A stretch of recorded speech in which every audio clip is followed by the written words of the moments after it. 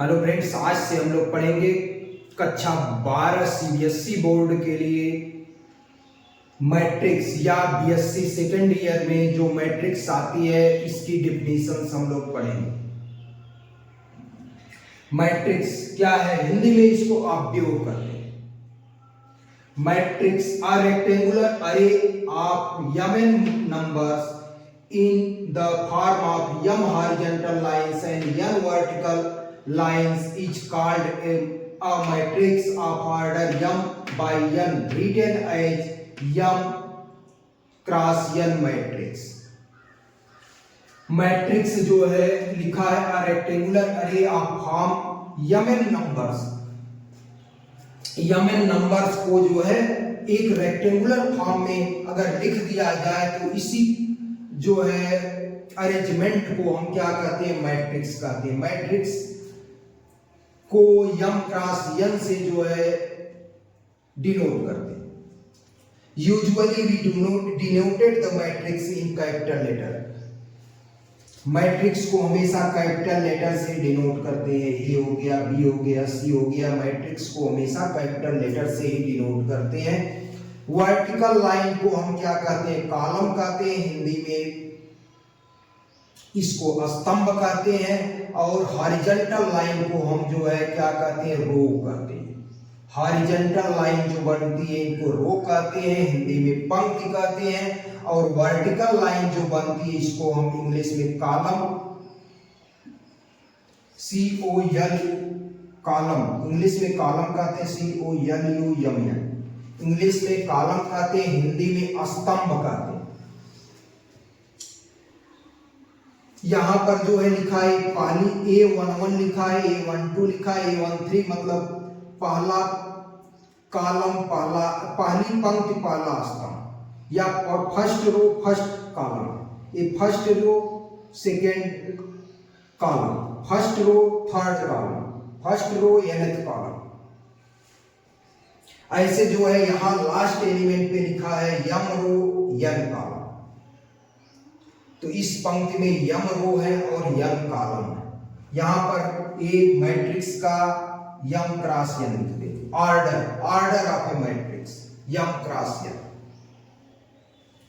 It is arrangement of number. Matrix क्या है, numbers का अरेंजमेंट है। तो हमने लिखा है it is arrangement of numbers, यह नंबर्स का अरेंजमेंट है। इट इज ऑलवेज रेक्टेंगुलर, यह हमेशा रेक्टेंगुलर ही होता है।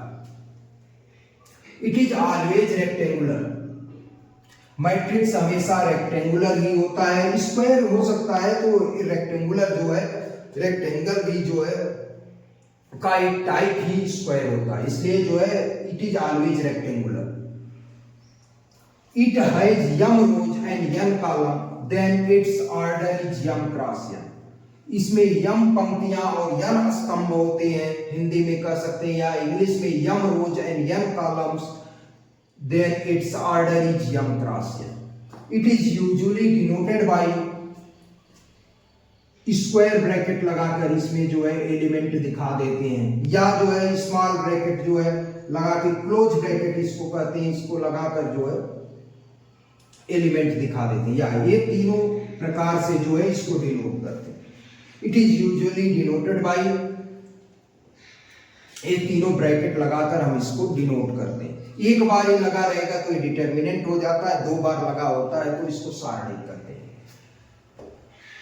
तो मैट्रिक्स आर रेक्टेंगुलर अरे इन द रेक्टेंगुलर अरे of mn numbers in the form of m horizontal lines and n vertical lines is called a matrix of order m by n, written as and m cross n matrix।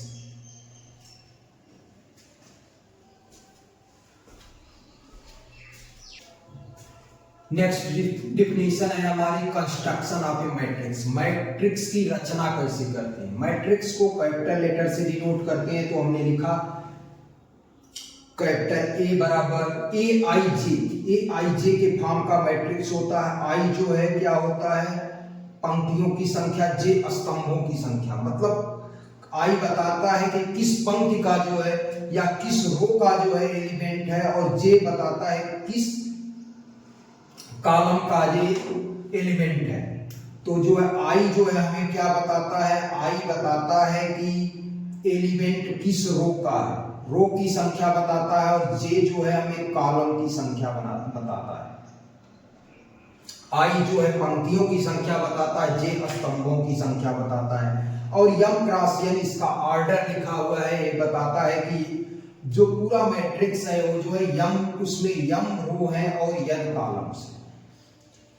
यहां हमने लिखा है and A I J conditions को बताता है, मतलब जो है आई किस, आई का जो है आई का मान कहां से कहां तक है और जे का मान कहां से कहां तक है, यही लिखा है। देन पुट, इसके बाद हम मान को पुटअप करते हैं। आई जो है आई का मान 1 से बड़ा है और m से छोटा है, और j का मान 1 से बड़ा है और n से छोटा है। दूसरा डेफिनेशन हमारे पास है साइन ऑफ एलिमेंट। एलिमेंट की हम साइन कैसे लगाते हैं, अवयवों का जो है हम चिन्ह कैसे लगाते हैं। यहाँ देखिए A11 A12 A13 A21 A22 A23 A31 A32 A33 का मैट्रिक्स है, मतलब 3 क्रॉस 3 का मैट्रिक्स है, 3 गुणे 3 का आव्यूह है। इसमें हमें क्या लगाना है, इसमें चिन्हों को लगाना है। तो हम क्या करेंगे, देखिए साइन ऑफ ए आई जे मतलब पहली पंक्ति पहला स्तंभ का हमें चिन्ह लगाना है। तो इसी में रख देंगे आई प्लस जे, -1 के पावर ये हो जाएगा -1 के पावर 1 प्लस 1। देखिए पहली पंक्ति पहला स्तंभ, आई का मान जे का मान, तो पहली पंक्ति पहला स्तंभ 1 प्लस 1 ये हो गया -1 के पावर 2 बराबर -1 का वर्ग 1 होगा। मतलब हमें क्या मिला, चिन्ह प्लस में मिलेगा। तो पहले का चिन्ह प्लस, ऐसे दूसरे का 2 1 3 माइनस में आएगा, तो दूसरे का माइनस, तीसरा 3 1 4 प्लस है तो प्लस आएगा, फिर प्लस के बाद माइनस, प्लस के बाद माइनस, माइनस के बाद प्लस, प्लस के बाद माइनस, माइनस के बाद प्लस, प्लस के बाद माइनस, माइनस के बाद प्लस।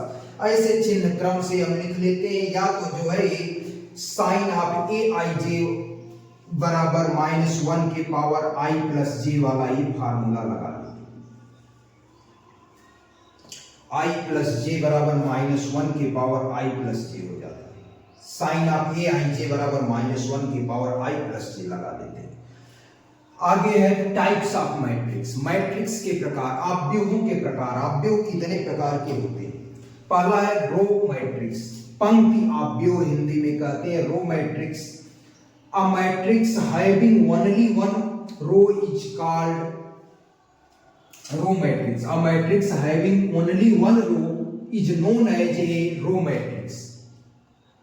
ऐसा मैट्रिक्स जिसमें केवल और केवल एक पंक्ति हो उसे हम पंक्ति आव्यूह कहते हैं। इंग्लिश में कहते हैं a matrix having only one row is known as a row matrix.